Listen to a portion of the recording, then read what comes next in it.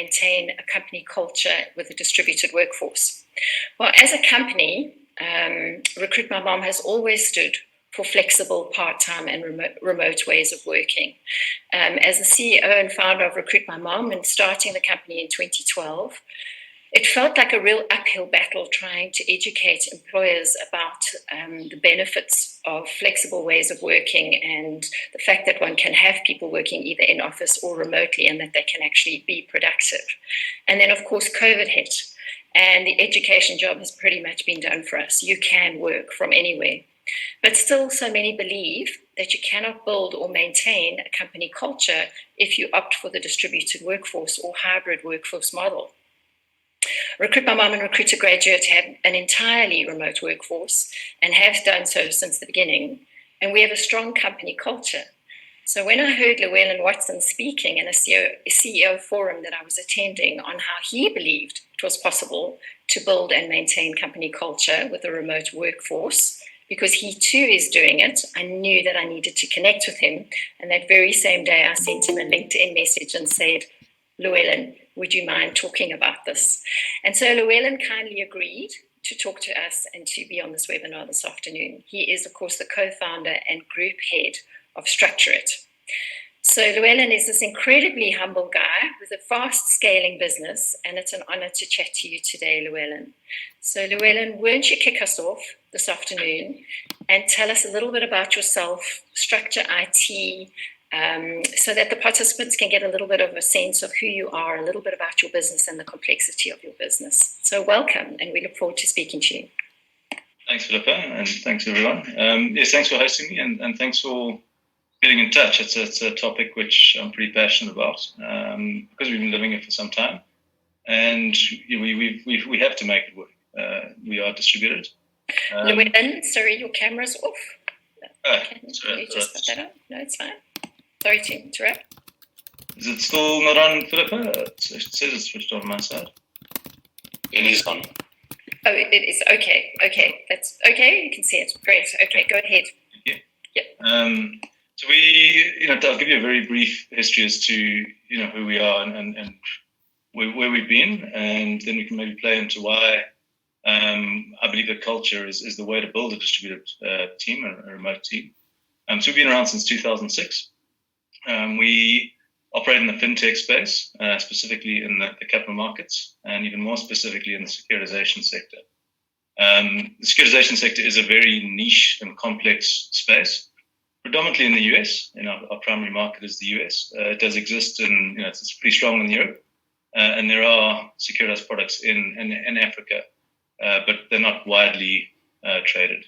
It's not much of a secondary market or flow within that space. So it is very, very complex. Upskilling and getting to know what the capital market or the securitization sector is a challenge. So when we bring people into the business, that learning curve and that sort of upskill takes some time. So it's important that we find the right people that can invest in that time, and we can invest in them. And once we have those people, we want them to stay. They become a critical part of our business. We are people capital. That's the only thing that we have. And we have our skills, and we provide solutions to that space. So finding the right people that work the way we want to work, and retaining them, and our retention rate is exceptional, is really important, just to make sure that we continue with great delivery. Our clients love what we do. We get constant feedback on that. But having a stable and happy workforce is really, the fundamental piece to that. So in terms of, how we spread ourselves up, I'll give you sort of a little story as to, how we came to be. So in 2006, my co-founder, my partner and I, Tim, founded the business. And we set about building the first software as a service platform to administer a collateralized debt obligation. So if anyone has read The Big Short by Michael Lewis or seen the film, that's exactly the space that we were in. So if anyone has read that, then they know that the global financial crisis happened in 2008. So this amazing platform that we put in place and was going to be a market first all came to a shuddering halt when the market pretty much dried up. So we had to pivot, and we pivoted in a couple of different ways. But more importantly, life got on. I was, by that stage, was married, and so formed the business in 2006, got married in 2006, First kid in 2008, second kid in 2009. Living in London as an African, struggling a little bit with the lack of support and the inclement weather, for want of a better word. And so needed to move. I needed to get back to the sun, needed to get back to what I grew up with. At the same time, one of the other guys that we started the business felt the same way. He also needed to move. So in 2011, I came to South Africa via Mauritius and set up a Mauritius office there, and came to South Africa on my own, not knowing I'd never worked in South Africa. I did my university here, but I hadn't worked here. Not knowing what I was getting into. Matt went off to New Zealand, and again, we thought he needed a change, similar life curve to me in terms of children and marriage. So he also left. So we thought, we got to give it a go. This is a lifestyle change. Let's make the company work as a result of it. At that point, there were 5 of us. This is 2011. There were 5 people. We'd set up Mauritius, and that, on the way through to South Africa, quite literally on the way through to South Africa, I had a holiday and set up the business there, formed the company. We had an office in London. So for 5 locations, we pretty much had 5 people in as many locations. And we sort of to get it done. And we started to grow people in New Zealand, started to grow people in Joburg, people in Mauritius, open up a Cape Town office. We still had our Joburg office, our London office. Randomly, another guy had a lifestyle choice. He decided to go to Thailand. We said, okay, we'll make it work. We've got a guy caught in India. He was supposed to be going, we hired him from India, he was supposed to be on the way to New Zealand, and COVID sort of struck him down. So he got caught there, and we have some guys in New York. So it's really important for us. We are remote. It wasn't planned that way. It just ended up that way. It was a lifestyle choice. But strategically, it's been amazing for our business. South Africa's been really foundational for what we've managed to achieve. We have 65 people between our Cape Town and our Joburg office, and we have 140 people across our various locations. So ensuring that we could do this, we had to have a common way of working, a common understanding, strong culture, which enabled us to be able to work together, all these different locations, all these different time zones, all these different cultures and subcultures. To get it to work, we had to identify and unify a purpose to allow us to achieve that. So that's really, a sort of a 5-minute overview of the past 14 years. Well, thanks, Llewyllen. I mean, it's been an exciting journey so far. But, what's interesting is that we often know as owners of businesses that culture is often founder-led, particularly in the beginning of an organization. And yet now you are in 8 different geographical locations. You've got over 140 staff. You've got 4 layers of management. So how did you manage to maintain your culture through this time? Being, just starting to have these different layers in the business. Yes, absolutely, and that's the critical thing. We had culture, and culture was a learning experience for me. I came from a banking background, where if anyone's ever worked for banks, culture is often ignored to the detriment. So when we started in 2006, I took what I'd learned at American banks and German banks and so on, and tried to enforce a way of working, which I actually had a mutiny on my hands, a literal mutiny. We've been trying to get the product out. We've been bootstrapping since day one, so it's all self-funded. So tempers are frayed. And I said, we finished at 10 o'clock at night. Everyone went home, back in at 7, and the guy was an hour late. So a little bit like, come on, what's going on here? He said 7, and a couple of developers stood up and said, we can't work like this. I had to walk off and cool down. And at that point, I realized I've got to change. I've got to think about how we work this best. It can't be the demonstrative. It's got to be collaborative. Going from a bank to a sort of a tech environment, you can't translate like that. We have to define our own culture. So although we at that time didn't set out to identify it and define it, I knew a way of working was required. And it was founded. Tim and I, followed some principles around very collaborative, getting stuff done, working together to get the best result, putting people in the best place. It was only in 2017 when we really looked ahead for the next couple of years and said we're going to have to grow quite significantly if we want to achieve our goals. At that point, we had 45 people in the business, and it was just across New Zealand, Mauritius, Joburg, and London. So we thought, in order to do this, we've got to define it. We've got to identify it.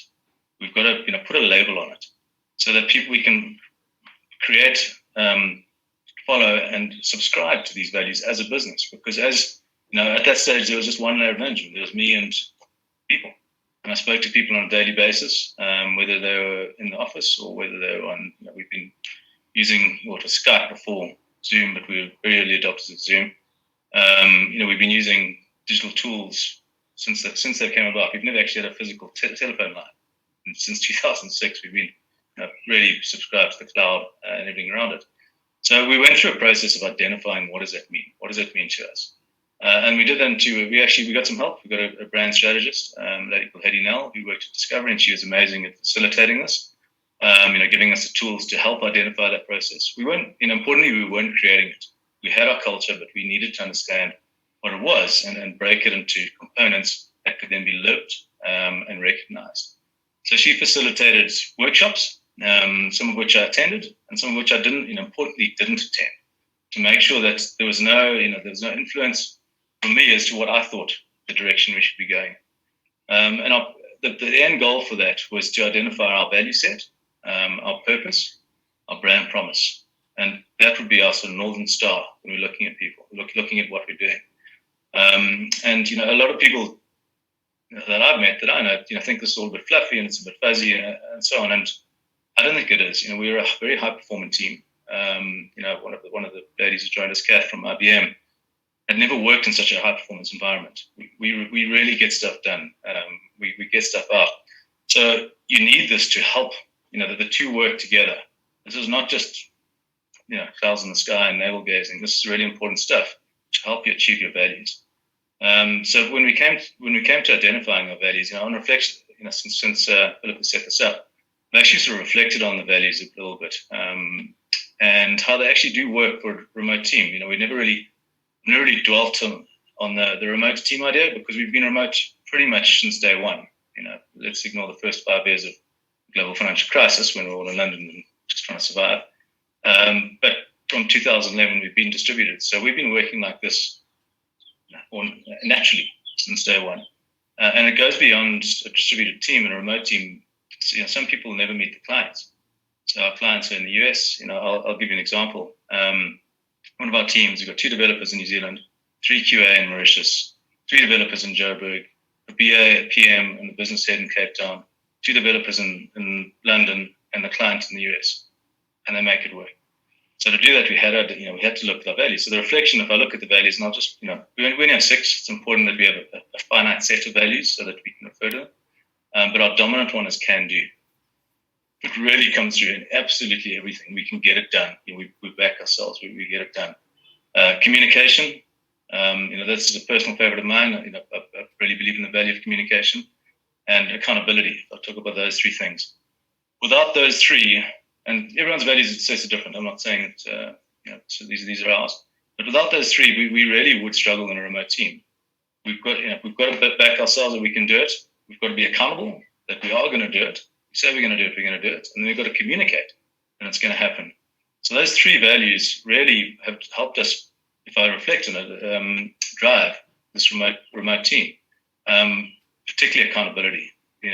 Time zones, particularly, you say you're going to do it, you get it done. And if you doesn't get it done, you communicate it hasn't been done. So everyone is aware, everyone is on the same page as to what we're doing. I'll just touch on the 3 values. Curiosity. Much like everything we do, we've got to iterate, we've got to make things better. And this is not just in software.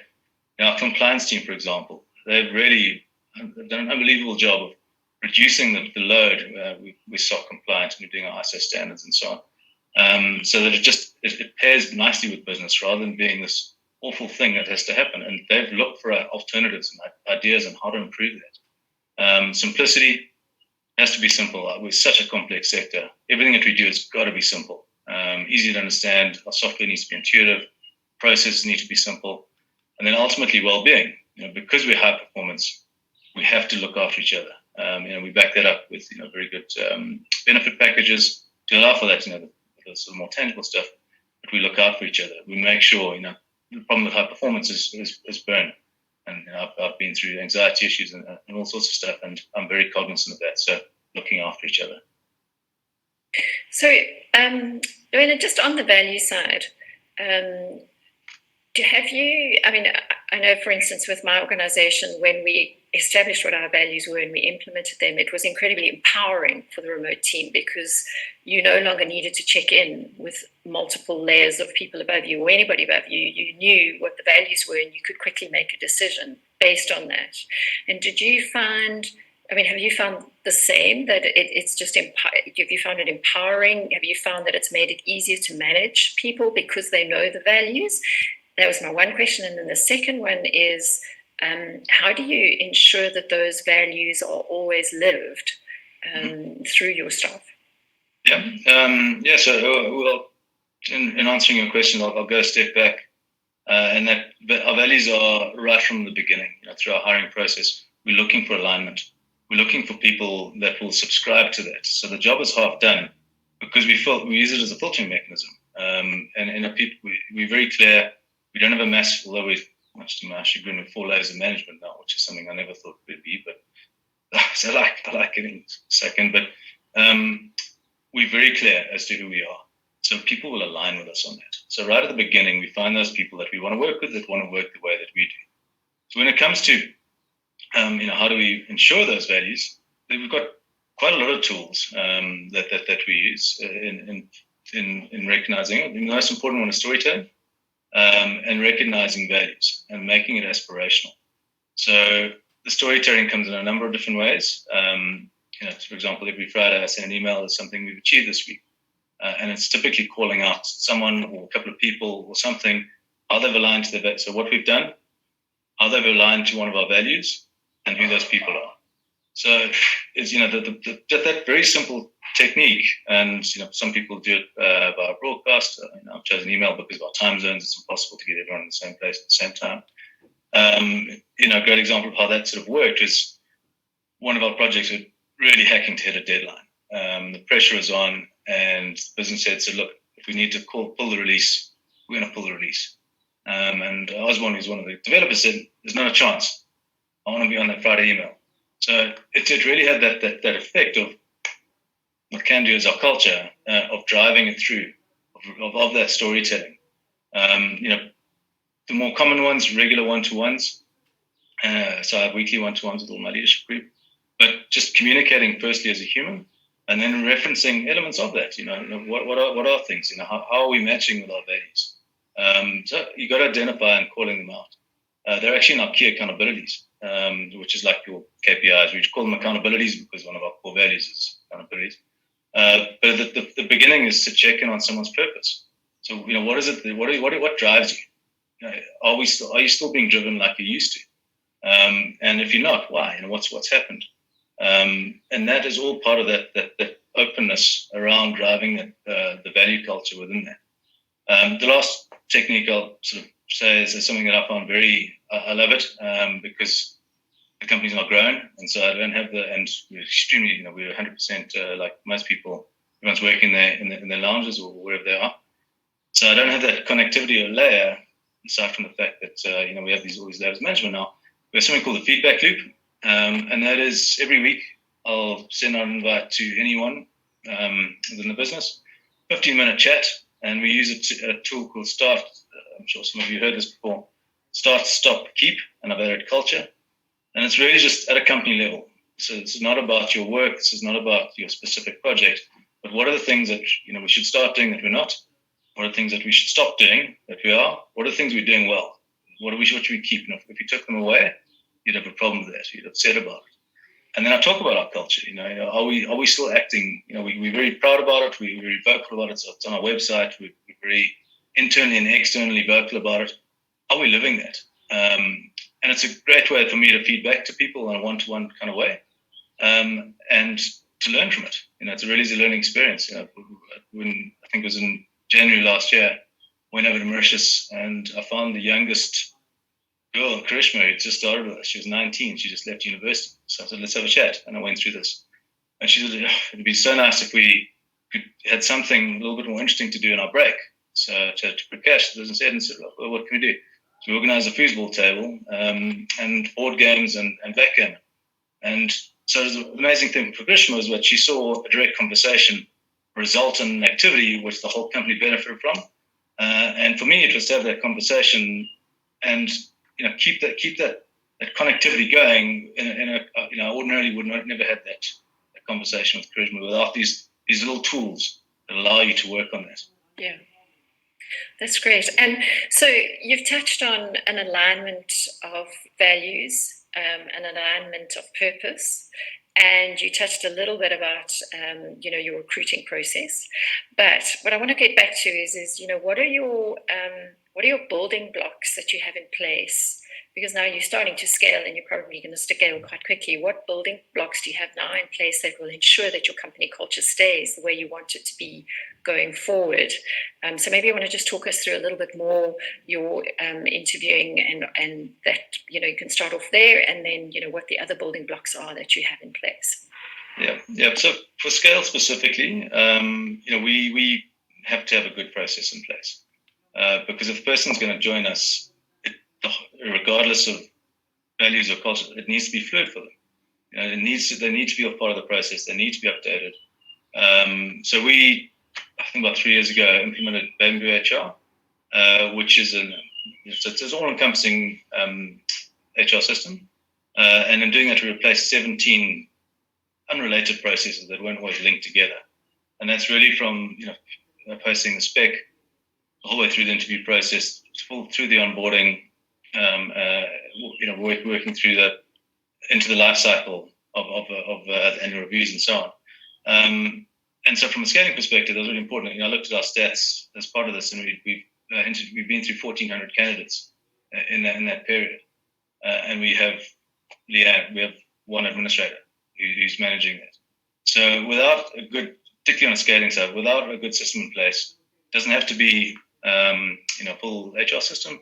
But without that good process in place, you're going to fail. You're going to pour feedback back to your candidates. It's going to be an unpleasant experience for them. Even if they do get hired, because we get multiple candidates, the one that we want could get away because I haven't heard from you guys. I'm stepping away. So that to me is critical. It's that fluid process through recruitment. And then once we get to the onboarding stage, whoever the team lead or the business head or whatever the person is the direct report will prepare a 5-week schedule for that person. So this does two things. It makes sure that the person who's thinking about, so the person who's the hiring manager or the team lead, thinks about it's intentional. What are we doing for the next 5 weeks? What is this person going to be doing? And have I made sure that everyone that they need to speak to has been time set aside? Have I set time set aside? And it's very clear. So when the person arrives on their first day, they're given their 5-week schedule, they know what they're doing. And there's nothing worse than arriving on your first day and it's like, I don't know what's going on. Particularly when you don't have an office in a distributor. We've onboarded, I think it was 20 people this year in COVID. And so they've been sent a laptop, it's all been set up, they're good to go, and they've got a schedule and they know what's going to happen. So it's to avoid that sort of the fear of unknown. It's a new job. You're excited. You're a little bit anxious. That's taken care of from day one, and then we compound that by importing a buddy from day one to help them with the random questions. It could be work related. It might not be work related. Where is the toilet is a question, which is a thing of the past nowadays. But it just to have that person that's experienced in the business and really can help them get through those teething pains. On day one, a welcome email sent to the whole business that I respond to directly to the new joiner with a little a genuine, what are they doing, how they're going to help us, and we're looking forward to it. We then have a 10-day check-in with Kate, who runs our people, to see how the process has been, because it's always about learning. It's always about ensuring that it's smooth, that the process is good, and if it's falling apart or whatever, we understand that, so the next person doesn't have to go through that. And how does that compare to previous onboarding that our new joiners has had? And in 30 days, I'll check in and see how it's going. So just set up a meeting, let's have a chat. How's your first month been? By that stage, what I like about the 30 days is that it's the previous employment, if they were employed, is still quite fresh in their minds. And their first 30 days with us is still quite fresh in their minds. So they can make a comparison. They can say, this is what's good, or this is what's bad, or I really like this, or I didn't like that. And then we can make sure that's built in our leadership team and it's adopted wherever it needs to be across the business. So we learn from it as a business, but with very direct involvement from Kate and myself.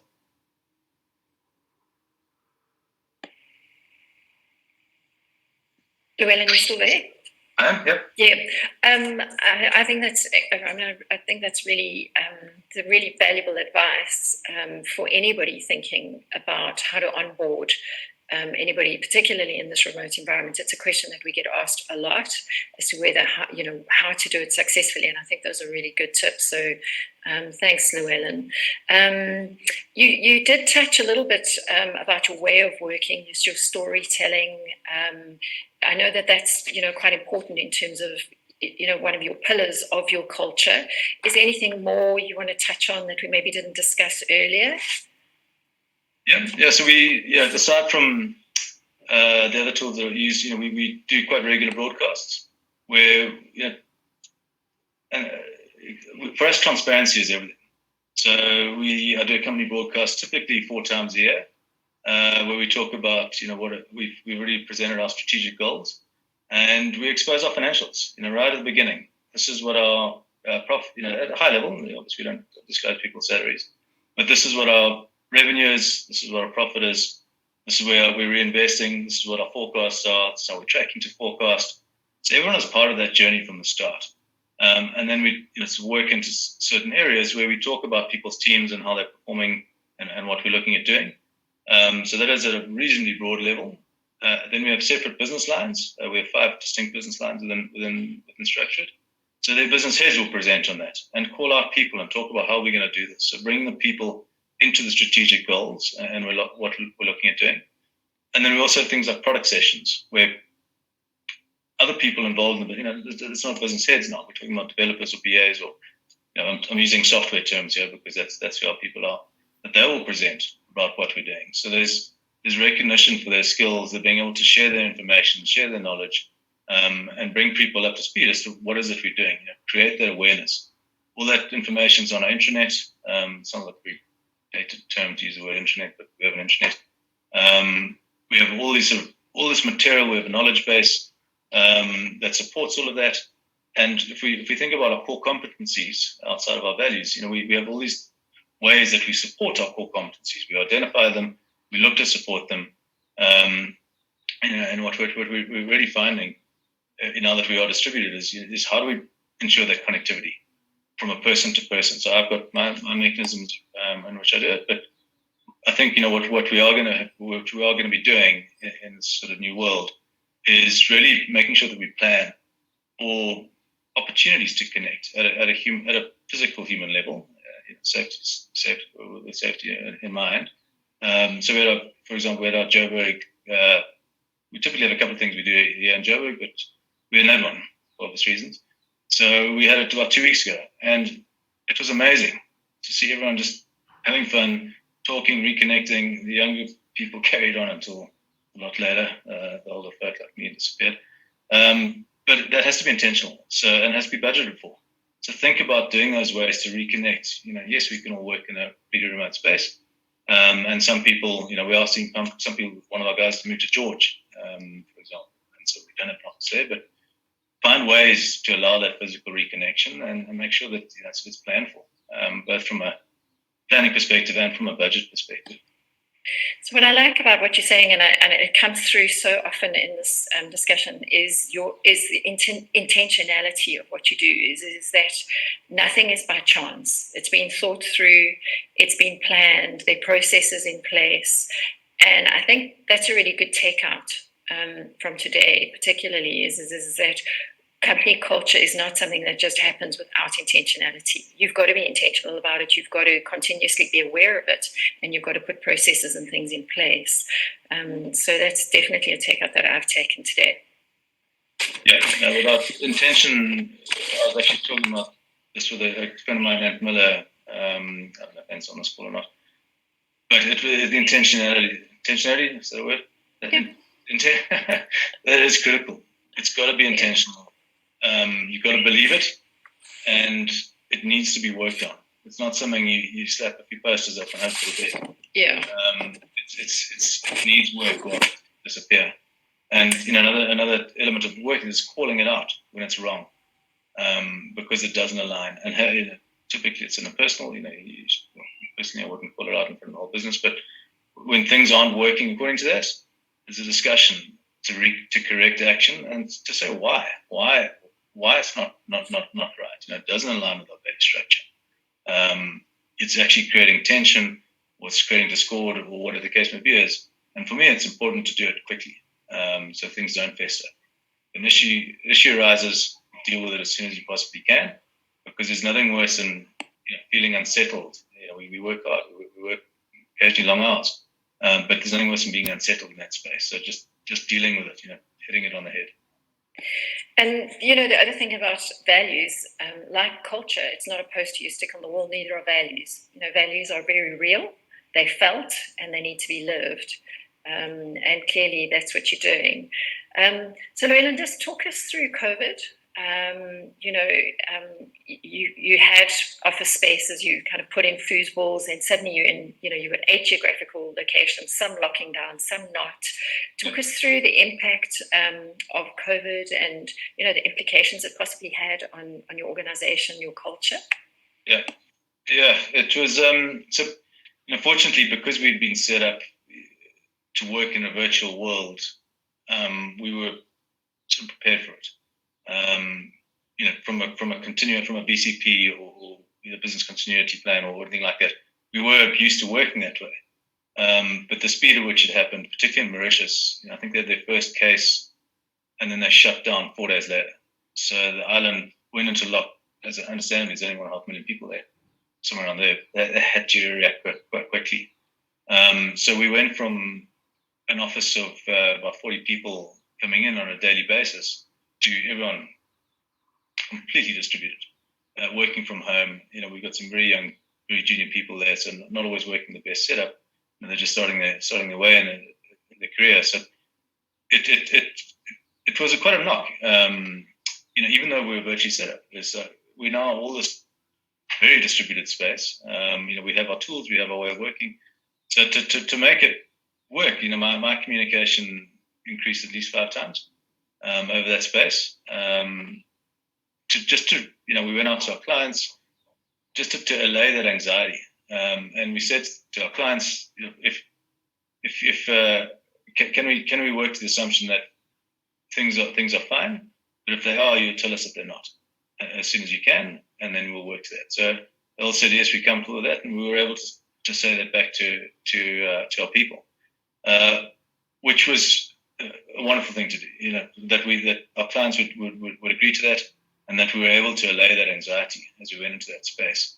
And from there, it's been quite interesting. It was for everyone. It was quite a process. We had to work at it. We had to communicate. We had to start. Like everyone, we probably had, like everyone on this call, we probably had those quizzes where it's all a bit all over the place, and no one knows what's going on, and you're wearing funny hats and all that sort of stuff. But once we got over that hump of that, we settled in, and using the tools, because we've been using, we've used was Skype and was Slack, and now we're in the Google Suite, much like school we're on, the GChat, setting up the right groups, communicating effectively, dealing with issues as they arose. It really helped us maintain that, and again, using our storytelling, all the tools that we've been doing in the past, just to make sure we knew what was going on, that we're subscribing to the sort of cultural values, and that we were reinforcing them through recognition, and that sort of thing. So what it means now, it's for me, it's been a big mindset shift. Me personally, been in the workspace for about 25 years. I was a very traditional worker. I liked going into the office. I liked the home life separation or work life separation. So for me, I was like, I'm not quite sure about this. I inspected the fridge about 1,000 times. Didn't really get. I struggled a little bit, and then I finally got my flow, and my whole mentality has changed completely. I'm starting to go into the office every Tuesdays in the morning, so I have a whole lot of one-to-ones it's nice with people in Joburg, and we do those physically, and then I go home. And if we think about the mindset change, we went from we had a leased offer in Joburg to double our footprint on our space in the office space. We're going to take the entire bottom floor because we'd outgrown that space. to a month later thinking, well, an option, at the beginning, was one of our broadcasts. Someone asked, are we still going to take the job? Are we still going to extend? I said, absolutely. That's amazing designs. You're going to have this incredible space. And then a month later, I was like, an option would be quite nice. And then by the time the landlord finally got a hold of us, we don't want that space. We want out. We'll maintain our existing space, but we want out. If I look at other spaces, New Zealand, we've closed that office. And that was, there's only 6 people there. But that was, we put it out to the business, via our leadership groups and our teams. It's like, let's discuss this. Do we want a physical space? Or do we not want a physical space? How do you want to work? And pretty much everyone came back and said, it'd be nice to have the space, but it's not the be all and end all. So we have made it a team mandate. It's not a company mandate. If you guys feel it'd be better to go in and work together, go and work together. We'll keep that. We'll keep the spaces where it's relevant. If you don't, we know we're delivering. The nice thing about software, you're delivering. It's either done or it's not. So it's pretty easy to understand, and we have outperformed from a delivery perspective over COVID. So New Zealand office is shut down. We have 2 offices in London, which sounds fancy, but it's not. They're just opposite each other in a hallway. Just the way it worked out. We'll probably close one of those.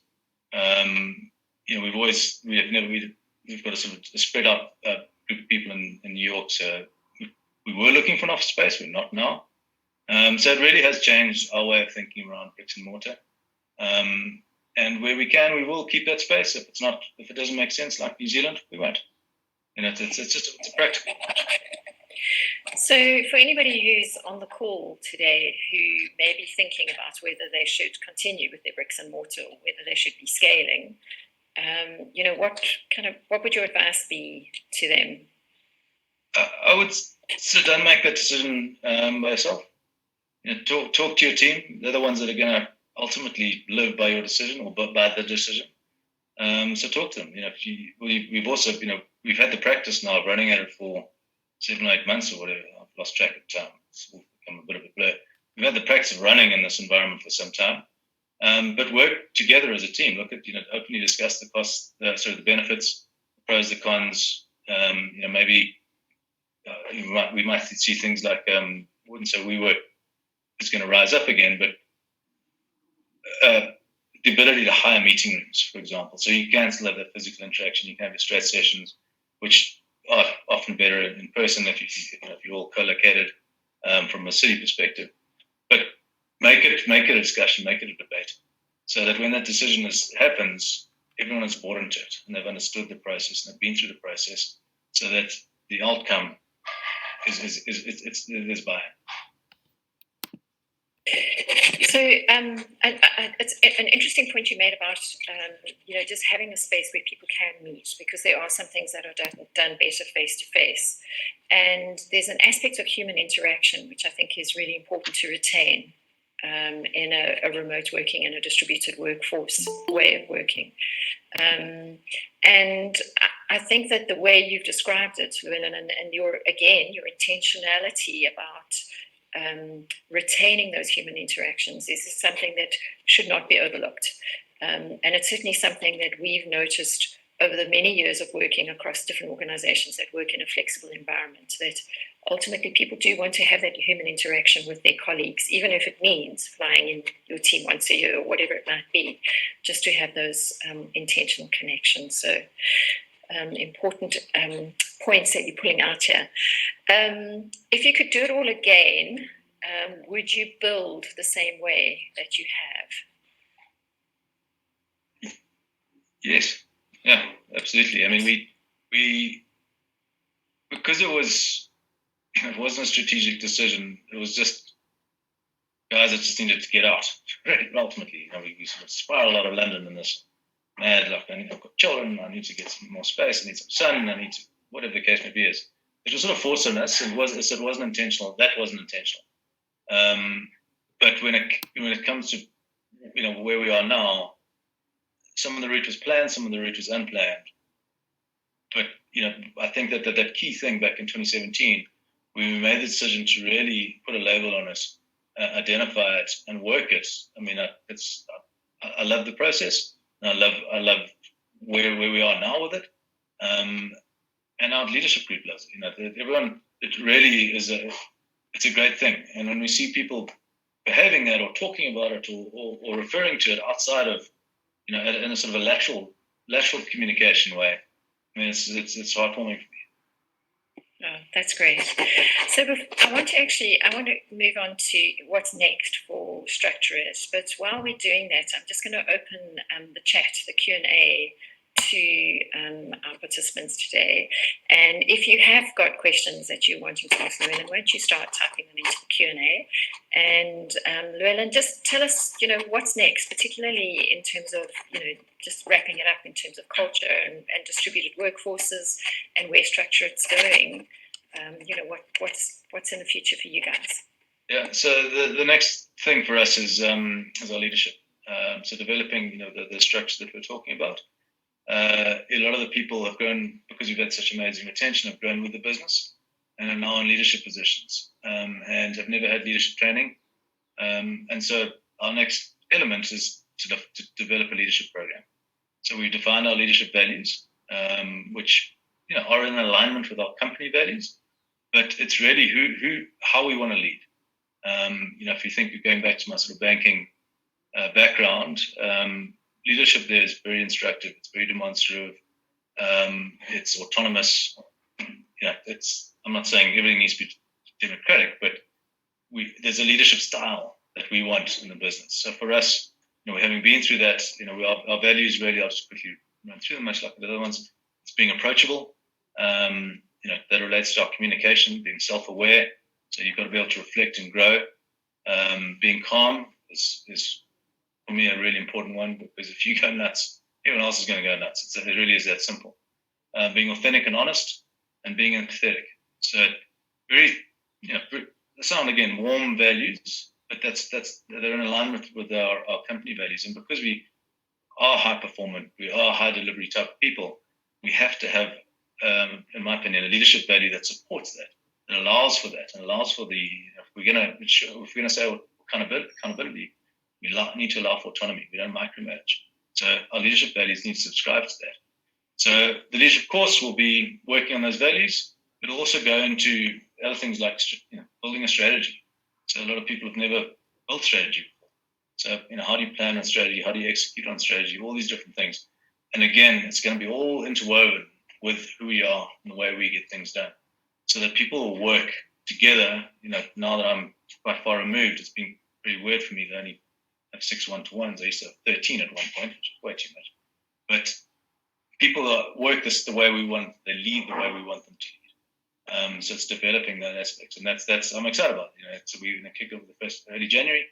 We've got a pilot group because we've got 30 people that we need to train, but that's too big an amount. And then we'll start the next one about 3 or 4 weeks later, and we'll work on the leadership values.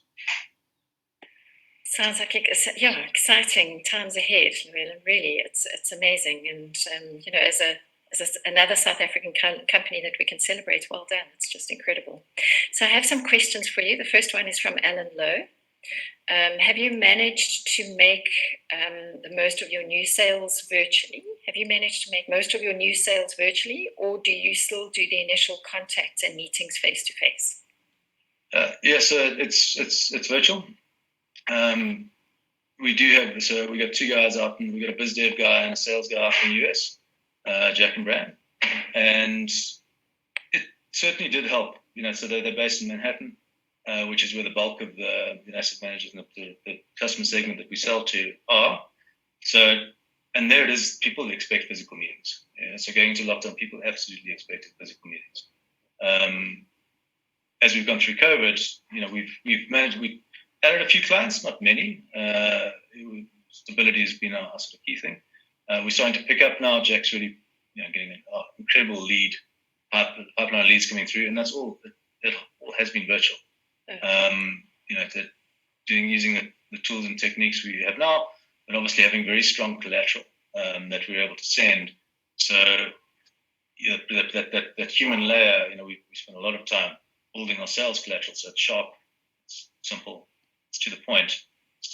So where they may not get that from a human interaction, if they're getting it from a from a little bit of from collateral backed up by the virtual conversation. Great. Okay. So Graham asks, as a high-performing organization, how quickly do you tackle under or non-performance? Very quickly. There's a very quick answer.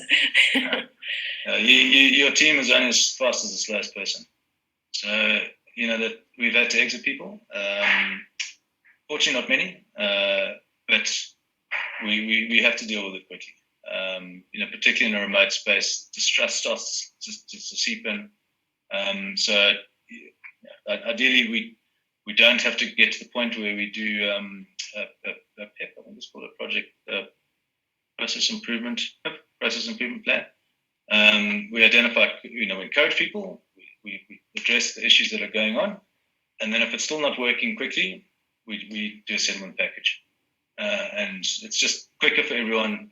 If you're going through our both my opinion and experience, going through a PIP, it's stressful on everyone. It's stressful on the team lead, it's stressful on the person. The team is being affected by it. We just rather give it a settlement and be done with it. Great. Okay, thanks, Llewellyn. Another question, they're coming in quite quickly. And this one's from Mandisa. And Mandisa thanks us for the session. And then she says, in deciding to move away from bricks and mortar to a virtual way of working, would you say that customer engagement is an important consideration and the impact that it has on them by moving to a remote organization? Do you want to talk to that? Yeah, so we unfortunately I can't answer it with any great experience because we've always had remote clients. From day one.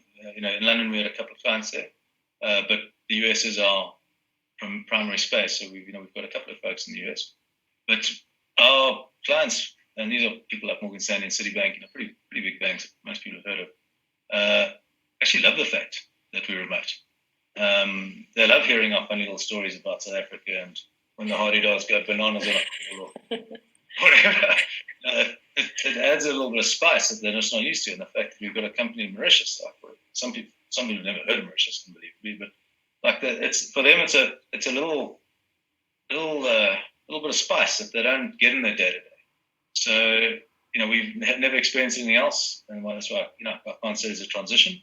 But the people we deal with, we're fortunate to have great clients. Like that about us. They like a bit of diversity. And we all know those hardy dog calls when you're on a meeting call. Llewellyn, Judy asks, how do you handle blended online meetings where some, say 3, are all in one office and all the others are remote? That's funny. So before we went into lockdown, so the 4 of our leadership was in Joburg.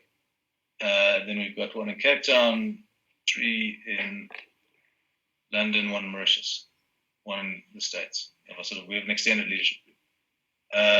And so the people in Joburg, one of them, we'd get into an office and we'd put on the camera and we'd huddle around and look at the camera like all around the table over an array mic. And we liked it because we were across from each other. And we'd break into conversation and so on. And the people on the other side, the general feedback was, this is irritating for us. We feel removed from the process because you got your secret little 4 guys and you're having your conversations and we feel excluded from it at times. So as we've gone into our strat sessions throughout the year, which have been 100% virtual, the general feedback from those that weren't in the Joburg office were, this is better. We can see everyone's on the same screen. We don't feel excluded from that conversation. So it's again, this is a mindset for me because I like being with people. I'm quite a social person. So to go, okay, we'll perpetuate that. We'll keep to a virtual conference because it's more inclusive. Bizarrely. Oh, that's helpful feedback, and that's an interesting insight. I think that'll definitely answer Judy's question. Mandisa has a second question, which is, what metrics has your company introduced to measure the ROI of these culture initiatives, and how were these metrics defined? So we don't use metrics at all for culture. For us, it's, you can kind of tell. It sounds really wishy-washy, but if we talked about metrics, and we talked about in our KPIs, are you adhering to the company values as being a metric? And we debated long and hard because some people, particularly in the software space, want to be measured. They want to know, are they performing? Are they doing this? Are they doing that? But we decided that we wouldn't do that. That we would just, because we work tightly in our teams, we'd use recognition, and that it does become self-sustaining, self-perpetuating, and would call out when people weren't, subscribing to that culture rather than using a metric-based system. Just a human system, one of a better approach. That makes sense. That does make sense. Claire Jenks asks, I love the start, stop, keep chats. I only currently work with contractors on the team instead of employees, but how important do you think it is to check in on a regular basis, and how do you work with those who would rather get their head down? Is it a case of as a company, this is what we do? It's the latter, but it's not invasive. It's not. We've talked a lot about the subject today, and it sounds like it's all we ever do, but I guarantee it's not. But it's not invasive. If it's done right, it supports and it helps with it. And we work with our contractors as well. We have contractors in business, and we want to understand that. We see it as a collective, but we're all trying to get to the same place. So why exclude someone just because of their what is it, contracted firm? Our interns we treat the same. We support We Think Code, who's a great initiative in South Africa for promoting or creating jobs for talented people. Our interns are one of us from day one. So they come in, they're part of it. Same for our contractors. But it's done in a way which is non-invasive, it's supportive. It's definitely not right. On 8 a.m. we're going to have this check-in and you're going to talk about this or that. It's not that.